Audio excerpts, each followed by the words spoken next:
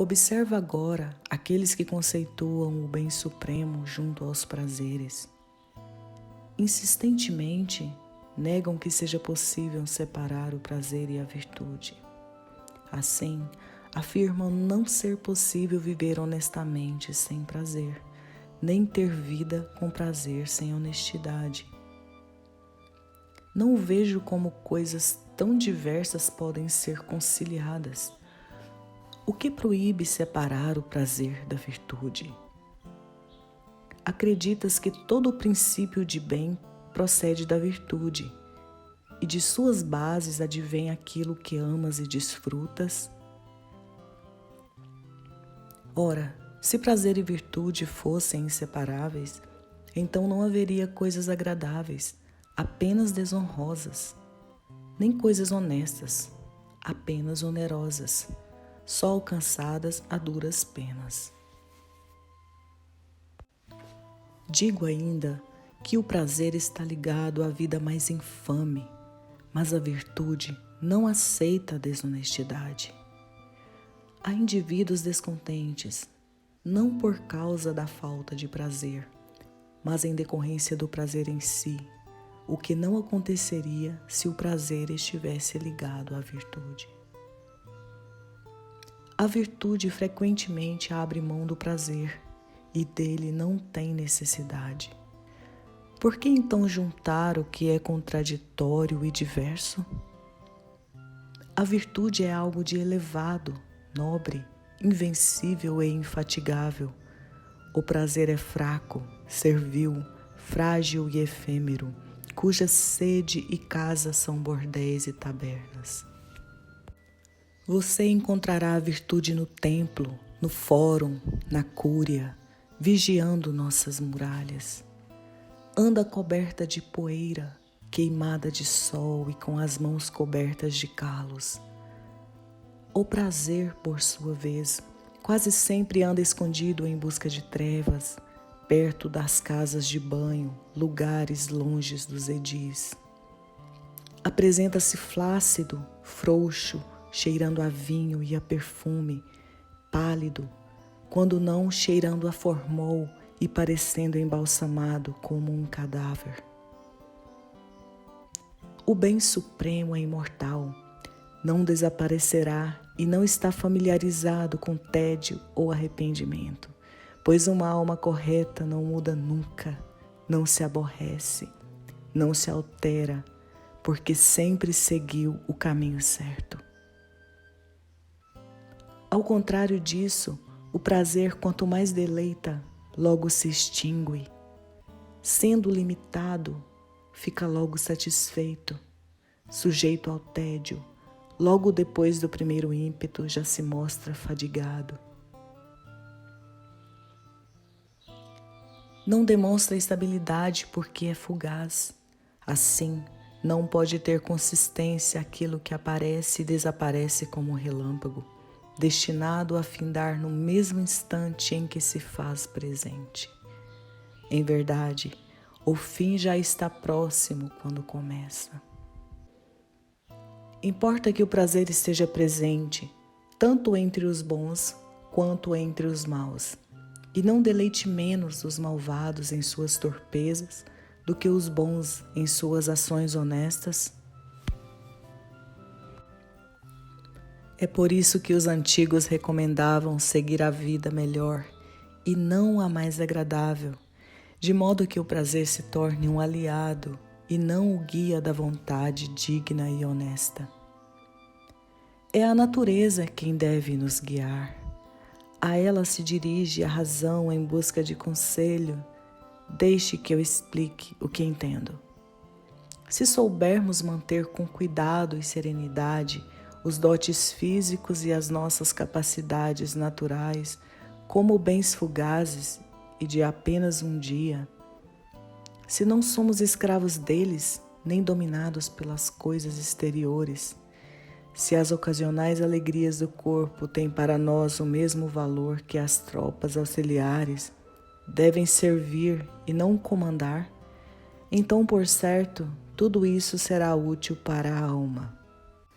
Que o homem não se deixe corromper nem dominar pelas coisas exteriores e somente olhe para si mesmo, que confie em seu espírito e esteja preparado para o que o destino lhe envie, isto é, que seja o próprio artífice de sua vida.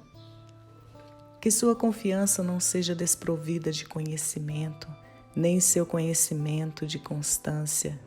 Que suas decisões sejam para sempre e não sofram qualquer alteração.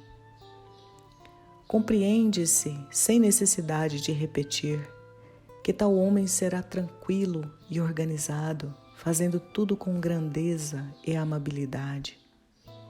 A verdadeira razão estará incluída nos sentidos e fará, a partir deles, o seu ponto de partida, uma vez que não tem mais onde apoiar-se para que possa se lançar em direção à verdade e depois voltar para si mesma.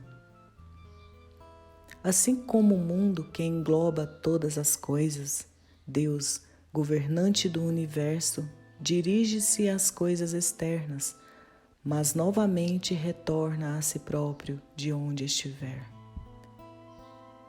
Que nossa mente faça o mesmo, quando seguir seus sentidos e se estender por meio deles através de coisas exteriores, seja dona destas e de si própria. Desse modo, resultará uma unidade de força e de poder em conformidade com ela própria, e nascerá uma razão segura, sem hesitação ou divergência em seu ponto de vista e compreensão e em sua convicção.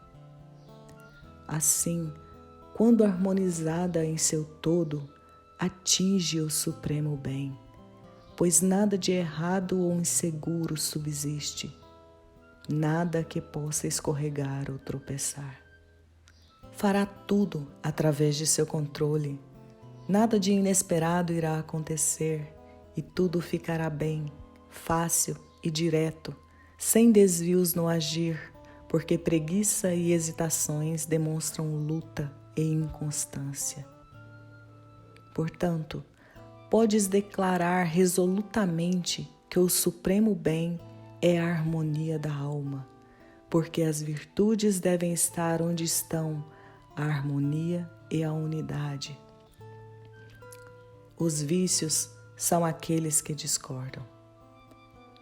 Mas tu mesmo, dizes, praticas a virtude porque espera que te traga algum prazer.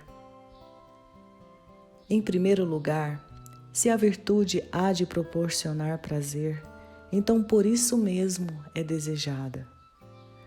Não é porque ela proporciona tal satisfação que deve ser buscada, e sim porque, sobretudo, daí advém algum prazer. O empenho em busca da virtude não ocorre em razão do prazer, mas em vista de outro objetivo, embora possa decorrer algum prazer dessa busca. Embora em campo lavrado possam aparecer algumas flores, não foi por causa de tais plantas, ainda que proporcionem uma bela visão, que foi gasto tanto trabalho. A intenção do semeador era outra. O a mais é apenas um acréscimo eventual. Dessa forma, o prazer também não é o valor, nem o motivo da virtude, mas sim um acessório dela. Não é porque deleita que agrada, mas se agrada, então deleita. O bem supremo reside no próprio julgamento e na estruturação de um espírito perfeito que, respeitando os seus limites, realiza-se plenamente de maneira a mais nada desejar. Portanto, não há nada fora da plenitude, a não ser seus limites. Enganas-te ao questionar acerca do motivo que me leva a desejar a virtude. Procuras, então, buscar algo além do que consideras o máximo, dizes. Queres saber que vantagem tiro da virtude? Apenas ela mesma. Ela é o maior prêmio. Isso te parece pouca coisa? Se digo, o bem supremo é a firmeza, a previsão, a agudeza, a liberdade, a harmonia e a dignidade de uma alma inquebrantável, poderias ainda imaginar algo de mais grandioso a que se referem todas essas coisas? Por que falar de prazer? Eu busco o bem do homem, não a barriga que em bestas e feras é maior.